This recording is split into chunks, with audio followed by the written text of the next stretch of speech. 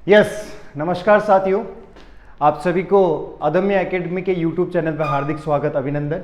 मैं महेश चौधरी अब आपको यहाँ पे कॉम्पिटिटिव इंग्लिश, जो जनरल इंग्लिश का जो सिलेबस है, जो सारे कॉम्पिटिटिव एग्जाम में आता है, चाहे आप एसएससी बैंक की बात कर लो, चाहे स्टेट बैंक की, स्टेट गवर्नमेंट के एग्जाम की बात कर लो, चाहे आरएसएम एसएसबी बोर्ड या आरपीएससी की बात करो।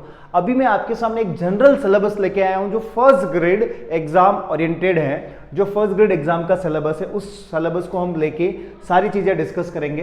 देखो, जनरल इंग्लिश, ठीक है, आप लोगों को इंग्लिश को लेके बहुत सारा डर भी लगता है, तो अब आपको डर नहीं लगना चाहिए, क्योंकि मैं अब आपको पढ़ाऊंगा बहुत इजी तरीके से और सीधा कॉम्पिटिटिव एग्जाम ओरिएंटेड। क्लियर? ठीक है। अब यहाँ पे देखिए जनरल इंग्लिश में क्या क्या जो है, ये जो सारा है वो क्या है, सिलेबस है जो आपको ध्यान रखना है। ठीक है, बेसिक चीजें आपको जो है वो ध्यान रखना है, क्या क्या है, ये सिलेबस है। अब देखो यहाँ पे मैं आपको बताता हूँ, सिलेबस में दो चीजें होती है मेन। ठीक है, जब हम बात करते हैं इंग्लिश के सिलेबस की तो दो चीजें मेन होती है। ठीक है, दो चीजें मेन क्या होती है, एक होता है ग्रामर पार्ट, ठीक है, एक होता है ग्रामर पार्ट और एक होता है कॉम्पोजिशन पार्ट। ठीक है, अब देखो मैंने यहाँ पे एक छोटी सी मिस्टेक भी करी है, आप लोगों को यहाँ पे ध्यान देने की वाली बात है। यहाँ पे मैंने जो ग्रामर की स्पेलिंग लिखी वो जानबूझ के गलत लिखी है और बहुत सारे बच्चों को लग रहा है कि स्पेलिंग करेक्ट होगी, तो ध्यान रखिए ये स्पेलिंग जो है गलत है। ग्रामर की स्पेलिंग जो होती है, बहुत सारे बच्चों को लगता है ER होता है, पर E नहीं होता है, यहाँ पे क्या आएगा, AR। तो हमेशा याद रखिएगा ग्रामर की स्पेलिंग में क्या नहीं आता है, E नहीं आता है, A आता है। ठीक है, तो एक ग्रामर वाला पार्ट होता है और एक होता है कॉम्पोजिशन और एक तीसरा पार्ट होता है वोकैबुलरी का। ये जो मैंने लिखा है ये बेसिक सिलेबस है किसी भी कॉम्पिटिटिव इंग्लिश की अगर हम बात करते हैं। ठीक है, ग्रामर में आप लोग देख सकते हैं तो ये सारे पार्ट आते हैं, टेंसेज आएगा, वॉइस आएगा, नरेशन आएगा, use of article, preposition, correction of sentence including subject verb agreement. आज की क्लास में सिर्फ मैं सिलेबस डिस्कशन करेंगे, किस तरह से क्वेश्चंस आते हैं उसके बारे में बात करेंगे। डिग्री ऑफ एडजेक्टिव्स होते हैं, कनेक्टिव या कंजक्शन होंगे, गलत शब्दों का यूज कर लेता है ग्रामर में, एरर के अंदर वर्ड रॉन्गली यूज, उनके बारे में डिस्कस करेंगे। ग्लॉसरी ऑफ ऑफिशियल, ठीक है, टेक्निकल टर्म से क्या होती है उस पर हम बात करेंगे। एंटोनिम, सिनोनिम होता है, forming new words by using prefix, suffix आएगा, कंफ्यूजेबल वर्ड्स आएंगे। ठीक है, ये बेसिक जो सिलेबस है ये हम सारा यहाँ पे डिस्कस करेंगे। ठीक है, अभी मैंने आपको बताया ग्रामर वाला पार्ट है। ठीक है, दूसरा कॉम्पोजिशन में आता है पैसेज राइटिंग, क्या आता है, पैसेज राइटिंग आता है।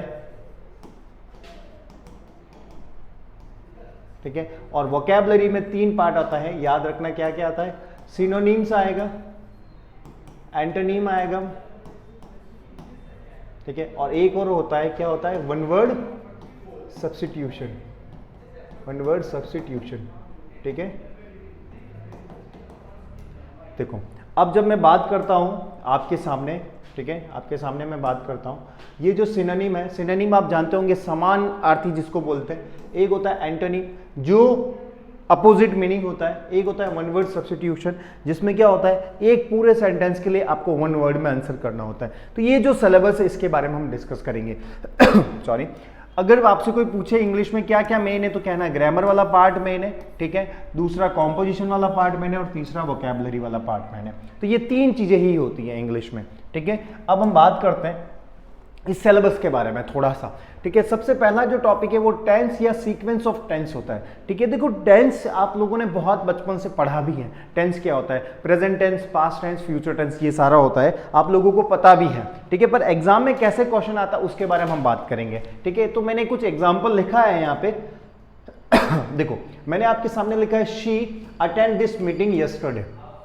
ठीक है, मैंने क्या लिखा है, she attend this meeting yesterday. आपके सामने इस तरह के एग्जाम में क्वेश्चन आएंगे, फिलर्स फॉर्म में भी आ सकते हैं, एरर फॉर्म में भी आ सकता है। ठीक है, यहां पे मैंने लिखा she attend this meeting yesterday, तो यहां पे आपको correct form of the verb fill करना है। इन 4 ऑप्शन में से सबसे सुटेबल ऑप्शन है उसको आपको टिक करना है। क्लियर? तो यहां पे अटेंड आएगा, अटेंडेड आएगा, इज अटेंडिंग आएगा या वॉज अटेंडिंग आएगा। ये एग्जाम में क्वेश्चन पूछने का तरीका होता है। जब मैं बात कर रहा हूं किसकी, एसएससी की, इनकी क्या कॉम्पिटिशन एग्जाम की हम बात करें, उसमें भी इसी तरह से पूछ सकता है, फिलर्स फॉर्म में भी आ सकता है, एरर फॉर्म में भी आ सकता है। ठीक है, तो यहां पे अब आप बच्चे बताएगा कि सर ए ऑप्शन आएगा, बी आएगा, सी आएगा, डी आएगा, आपको पता नहीं है क्या आएगा, तो हम यहाँ पे क्या देखते हैं, यस्टरडे वर्ड देखते हैं। तो यस्टरडे से मीनिंग पता चलता है एक सेंटेंस किस में है, पास्ट टेंस में है या पास्ट सेंस है। पास्ट टेंस भी बोल सकते हो, पास्ट सेंस भी बोल सकते हो, ठीक है। दोनों पास्ट का है तो आंसर भी किस में आएगा, पास्ट में आएगा, ठीक है। तो आंसर भी क्या आएगा, प्रेजेंट टेंस आएगा नहीं, कहीं पे नहीं लिखा है कि सेंटेंस का कंटिन्यूअस है। तो आईएनजी कब यूज करते हैं, जब कंटिन्यूअस सेंस की हम बात कर रहे होते हैं। किसकी, कोई भी वाक्य, जैसे मैं आपको पढ़ा रहा हूं तो आई एम टीचिंग नाउ, ठीक है। मैं अभी आपको क्या कर रहा हूं, पढ़ा रहा हूं, तो I am teaching now English, ठीक है। मैं आपको इंग्लिश पढ़ा रहा हूं तो मैंने टीचिंग बोला, टीच नहीं बोला है। तो आईएनजी कब यूज करते हैं, जब कोई एक्शन कंटिन्यूअस होता है। बट यहाँ पे जो सेंटेंस है वो किस में है, पास्ट में, तो आंसर क्या हो जाएगा, अटेंडेंट हो जाएगा। आई होप कि आपको बेसिक सा एग्जाम्पल क्लियर हुआ होगा। इसी तरह से हम आगे पढ़ेंगे, क्योंकि यस्टरडे की वजह से हमने क्या लगा दिया, अटेंडेंट। नेक्स्ट मैंने लिखा है Ram play cricket since morning. अब यहाँ पे मैंने आपके सामने 4 ऑप्शन दिए हैं, इसमें से आपको सूटेबल आंसर बताना है, ठीक है। राम किसी का नाम है तो किसी के नाम के आगे कोई आर्टिकल नहीं आएगा, नाम, ठीक है। प्ले, प्ले मतलब होता है खेलना, खेलना मतलब ये क्या है, हमारी वर्ब है, ठीक है। ये हमारा क्या है, सब्जेक्ट है, ये हमारी क्या है, वर्ब है। ये सारी चीजें मैं जब टेंस स्टार्ट करूंगा तब बताऊंगा। फिर क्रिकेट, क्रिकेट किसी गेम का नाम है बेटा, किसका नाम है, किसी गेम स्पोर्ट, उसके आगे भी कोई आर्टिकल नहीं आता है। आर्टिकल में पढ़ेंगे हम कि आर्टिकल कैसे यूज किया जाता है, कहाँ यूज करते हैं, एग्जाम में किस तरह से क्वेश्चन पूछेगा, उसके बारे में बात करेंगे, ठीक है। क्रिकेट के साथ भी कोई आर्टिकल नहीं आएगा। फिर हम बात करते हैं सिंस और फोर, सिंस यूज किया, सिंस के बाद मॉर्निंग आया। जब भी सिंस फोर के बाद टाइम आ जाता है, मॉर्निंग एक टाइम है, ठीक है, तो हम प्रेजेंट सिंपल टेंस भी यूज नहीं करेंगे, एस भी नहीं आएगा, प्रेजेंट कंटिन्यूअस भी नहीं आएगा, आंसर क्या आएगा, हैज बीन प्लेइंग, ठीक है। ये सारी चीजें हम आगे की क्लासेस में बहुत डीपली अच्छे तरीके से पढ़ने वाले हैं। सिंस फोर की वजह से यहाँ क्या आ जाएगा, has been playing. Clear. I hope कि बेसिक्स एग्जांपल से मैंने आपको समझाने की कोशिश करी कि टेंस में कैसे क्वेश्चन पूछा जाता है और टेंस क्या होता है, ठीक है। इसके बाद हम बात करते हैं वापस सिलेबस में, ठीक है। ये हमारा टेंस और सीक्वेंस ऑफ टेंसेस कंप्लीट हुआ। फिर हम बात करते हैं, देखो मैं एक बार जस्ट ओवरव्यू दे रहा हूँ। फिर मैंने लिखा वॉइस और एक्टिव एंड पैसिव। वॉइस में क्या है, एक्टिव और पैसिव। आपने बहुत छोटी क्लास में भी पढ़ा होगा, 9th 10th में भी पढ़ा है आपने कि एक्टिव पैसिव क्या होता है। एक्टिव वो होता है जिसमें सब्जेक्ट काम कर रहा है, जैसे मैंने लिखा आई, देखो एक आपको बहुत बेसिक सा एग्जाम्पल मैं आपको बताता हूँ एक्टिव और पैसिव, ठीक है। एक्टिव और इसका हमें क्या बनाना है, पैसिव। मैंने लिखा आई एम टीचिंग इंग्लिश। मैं क्या करा रहा हूँ, इंग्लिश पढ़ा रहा हूँ, I am teaching English here. यहाँ पे मैं क्या पढ़ा रहा हूँ, इंग्लिश पढ़ा रहा हूँ अदम्य एकेडमी पर, ठीक है। तो I am teaching English here, तो ये हमारा क्या हो गया बेटा, सब्जेक्ट हो गया, क्योंकि कर कौन रहा हूँ, मैं कर रहा हूँ, ठीक है। ये हमारी क्या हो गई, मेन वर्ब हो गई, ठीक है। क्या हो गई, मेन वर्ब, कंटिन्यू मैं पढ़ा रहा हूँ, पढ़ाना क्या हो गया, मेन वर्ब। ये एम, यहाँ पे हम क्या बोलते हैं, इज एम आर को हेल्पिंग वर्ब या ऑक्सिलरी वर्ब। हेल्पिंग क्यों बोलते हैं, ये हेल्प करती है, किसकी हेल्प करती है, मेन वर्ब की हेल्प करती है, इसलिए हमने इसको क्या बोल दिया, हेल्पिंग वर्ब बोल दिया। फिर इंग्लिश किसी सब्जेक्ट का नाम है, ये हमारा ऑब्जेक्ट भी हो गया। अगर बात करूंगा ये पूरा ऑब्जेक्ट हो गया। देखो बेसिक स्ट्रक्चर, अगर आप किसी सेंटेंस की बात करते हो तो क्या आता है, सब्जेक्ट, वर्ब और ऑब्जेक्ट, ठीक है। ये 3 बेसिक स्ट्रक्चर ये होता है जो आपको ध्यान रखना है। सब्जेक्ट आ जाएगा, वर्ब आ जाएगा, ऑब्जेक्ट आ जाएगा। सब्जेक्ट ये रहा आपका, ये वर्ब है और ये आपका ऑब्जेक्ट है। This is subject, this is verb, this is पूरा ऑब्जेक्ट, ठीक है। अब उसको हमने और ब्रेक करने की कोशिश करी। ये आपका मेन वर्ब है, ये हेल्पिंग वर्ब है, ये ऑब्जेक्ट 1 है, ये और ऑब्जेक्ट 2 है, ठीक है। ये हमारा क्या है, एक्टिव सेंटेंस है। कैसे पता चला एक्टिव है, यहाँ पे कोई पर्सन है जो काम कर रहा है, आई एम, ठीक है। आई मैं पढ़ा रहा हूँ तो मैं दिख रहा हूँ आपको, फिजिकल दिख रहा हूँ, तो ये हमारा सेंटेंस क्या हो गया, एक्टिव। अब इसका पैसिव क्या बनेगा, क्या होगा, ऑब्जेक्ट को आगे लाते हैं पैसिव में, ठीक है। इंग्लिश, इंग्लिश तो सब्जेक्ट है पर बेसिकली ऑब्जेक्ट को आगे लाएंगे किस फॉर्म में, सब्जेक्ट की फॉर्म में। डीपली मैं और अच्छे से बताऊंगा। एक्टिव में सब्जेक्ट काम कर रहा होता है, पैसिव में सब्जेक्ट काम नहीं कर रहा है। क्या इंग्लिश काम कर रहा है, नहीं, इंग्लिश तो हमारा जो काम है वो है। तो हम क्या लिखेंगे, इंग्लिश इज, आईएनजी आता है तो हम क्या यूज करते हैं, बीइंग। फिर पैसिव में हमेशा वर्ब की कौन सी फॉर्म आती है, थर्ड फॉर्म, तो हम क्या टीच की क्या लिखेंगे, टॉट। फिर हम क्या लिखेंगे, हियर, ऑब्जेक्ट 2 दे रखा है, और फिर लास्ट में बाय के साथ हम क्या लिख देंगे, सब्जेक्ट, मी। आई का क्या कर दिया, मी। तो ये एक मैंने आइडिया बताया कि एक्टिव पैसिव से किस तरह से क्वेश्चन पूछा जाता है। इस तरह से भी पूछा जाता है, एरर फॉर्म में भी पूछा जाता है, उसको भी हम लेटर बाद में डिस्कस करेंगे क्या होता है, ठीक है। अब हम सीधा वापस 2 टॉपिक हो गए। तीसरा नरेशन, और नरेशन में क्या आता है, नरेशन मतलब रिपोर्टेड स्पीच। हमने देखा होगा, ये भी हमने पढ़ा स्कूल में, रिपोर्टेड स्पीच पे 10th में बहुत सारे क्वेश्चन पूछते हैं, ठीक है। तो नरेशन को हम क्या बोलते हैं, डायरेक्ट और इनडायरेक्ट भी बोला जाता है। क्लियर। तो इसमें डायरेक्ट होगा, उसका हमें क्या बनाना होगा, इनडायरेक्ट। आजकल एग्जामिनर क्या करता है, थोड़ा सा स्मार्ट तरीके से क्वेश्चन पूछता है, इनडायरेक्ट दे देता है और आपको बनाना क्या होता है, डायरेक्ट बनाना होता है, ठीक है। फिर हम बात क्या करेंगे, आर्टिकल एंड डिटर्मिनर्स, ठीक है। आर्टिकल आप लोगों ने पढ़ा है, क्या पढ़ा है, आर्टिकल ये होता है ए एंड द, आर्टिकल आपने यही पढ़ा ना, ए एंड द, और चौथा आर्टिकल हम क्या यूज करते हैं, cross. Yes, this is correct, ये आर्टिकल है, ठीक है। इनका कैसे यूज होता है, कहाँ यूज होता है, अभी मैंने बताया था आपको लास्ट सेंटेंस में सॉरी, कि इंग्लिश सब्जेक्ट है, क्रिकेट गेम है, राम नाम है, राम किसी का नेम है, तो हम इसके आगे आर्टिकल का यूज नहीं कर रहे हैं, ठीक है। तो ये इस तरीके से इनको क्या बोला जाता है, आर्टिकल। अब इसके बाद क्या होता है, डिटर्मिनर, इनको हम क्या बोलते हैं, आर्टिकल। इसके बाद क्या है, ये डिटर्मिनर। डिटर्मिनर में क्या होता है, आर्टिकल तो आते ही आते हैं, उसके साथ कुछ और चीजें भी आती हैं। जैसे मैं बात करता हूं, few, a few, the few, little, a little, the little, ये सारे के सारे क्या है, डिटर्मिनर। सम, मैनी, ये सारे के सारे क्या आते हैं, डिटर्मिनर्स होते हैं, ठीक है। ये तो है ही डिटर्मिनर में, इसके अलावा और आ जाएगा few, a few, the few, little, a little, the little, some, many, much, more, ये सारे के सारे किसमें आते हैं, डिटर्मिनर में आएंगे। तो ये ध्यान रखना है, इस तरह से क्वेश्चन पूछेगा कहाँ कैसे यूज होता है।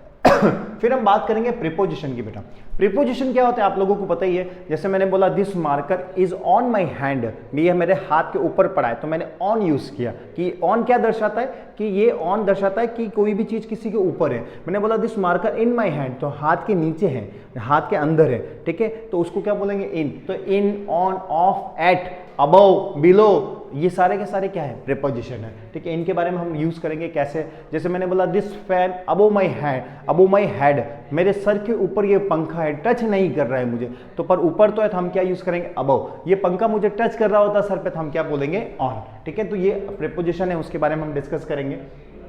आई होप कि समझ आ रहा होगा। उसके बाद हम बात करते हैं करेक्शन ऑफ सेंटेंस, एरर के फॉर्म में आता है, करेक्ट करना सेंटेंस को, उसके बारे में बात करेंगे। फिर हम बात करेंगे सब्जेक्ट वर्ब एग्रीमेंट।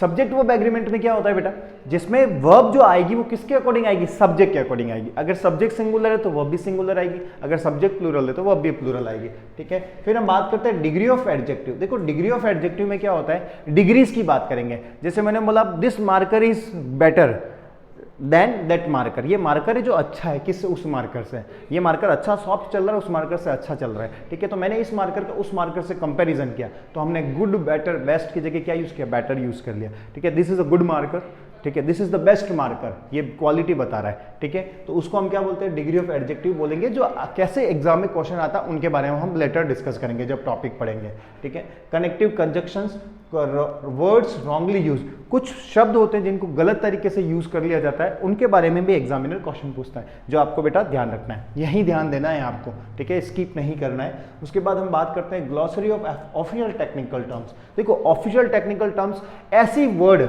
ऐसी शब्दावली, ऐसे शब्द जो कहाँ यूज आते हैं, ऑफिस में यूज आते हैं, या फिर कहाँ यूज आते हो, टेक्निकली यूज आते हो, कोर्ट में यूज आते हैं, कलेक्ट्री में यूज आते हैं, जो ऑफिस में यूज आते हैं उनको हम क्या बोलते हैं, ऑफिशियल टेक्निकल टर्म्स। जैसे मैंने बोला प्राधिकरण होता है, प्राधिकरण का इंग्लिश में क्या बोलते हैं, अथॉरिटी बोलते हैं, ठीक है। गजेटेड होता है, राजपत्रिता, ये सारे के सारे कैसे टर्म है, ऑफिशियल टर्म्स है, ठीक है, ऑफिशियल टेक्निकल टर्म्स बोलते हैं। उनका हिंदी भी दिया होता है, इंग्लिश कन्वर्ट करना होता है, इंग्लिश दिया होता है, हिंदी कन्वर्ट करना होता है, ठीक है, ये ध्यान रहेगा। सिनोनिम, एंटोनिम, वन वर्ड, ये वोकैबुलरी में मैंने बताया। सिनोनिम होता है पर्यायवाची, एंटोनिम होता है विलोम शब्द, वन वर्ड होता है वाक्यांश के लिए एक शब्द। सिनोनिम मतलब सेम इन मीनिंग, जिनका मीनिंग सेम होता है। एंटोनिम मतलब अपोजिट इन मीनिंग, जिनका मीनिंग क्या होता है, अपोजिट होता है। और उसके बाद हम बात क्या करेंगे, वन वर्ड सब्स्टिट्यूशन। नेक्स्ट हम बात करेंगे forming new words by using prefix suffix, ठीक है। प्रीफिक्स सफिक्स क्या होता है बेटा, किसी के आगे कुछ लग जाना है। जैसे मैंने बोला रेस्पॉन्सिबल, मैंने क्या बोला, रेस्पॉन्सिबल, ठीक है, मैंने बोला रेस्पॉन्सिबल, ठीक है, ये एक वर्ड लिया, आगे मैंने लगा दिया इर, क्या लगा दिया, इर। तो किसी भी मेन मूल शब्द के आगे जो लग जाता है उसको क्या बोलते हैं, प्रीफिक्स, और जो पीछे लग जाता है मूल शब्द के, जैसे एबल हो गया तो ये क्या हो गया, सफिक्स। प्रीफिक्स क्या होता है, मूल शब्द के आगे IR लगाया और ABLE हमने पीछे लगा दिया, वो क्या हो गया, हमारा सफिक्स हो गया। तो ध्यान रहेगा प्रीफिक्स सफिक्स क्या होता है, प्रीफिक्स मतलब किसी भी शब्द के मूल शब्द के आगे जोड़ देना, उपसर्ग जिसको हिंदी में बोलते हैं प्रीफिक्स होता है। हिंदी में बोलते हैं प्रत्यय, जो शब्द के पीछे लग जाता है उसको बोलते हैं हम सफिक्स बोलते हैं, ठीक है। इस तरह से भी एग्जाम में क्वेश्चन पूछता है। फिर हम बात करते हैं कंफ्यूजेबल वर्ड्स। देखो कंफ्यूजेबल वर्ड्स कैसे होता है, जैसे मैंने आपके सामने एक वर्ड लिखा इफेक्ट, ठीक है, और एक वर्ड लिखा है अफेक्ट। ये दोनों हमको एक जैसे लग रहे हैं, इफेक्ट और अफेक्ट कहाँ यूज करते हैं, पर इनका बहुत दोनों का अलग अलग मतलब है, ठीक है। ये होता है इफेक्ट का मतलब प्रभावित करना। क्या होता है? प्रभावित करना, ठीक है। प्रभावित करना मतलब इन्फ्लुएंस करना, किसी को इन्फ्लुएंस करना। और इसका मीनिंग होता है रिजल्ट।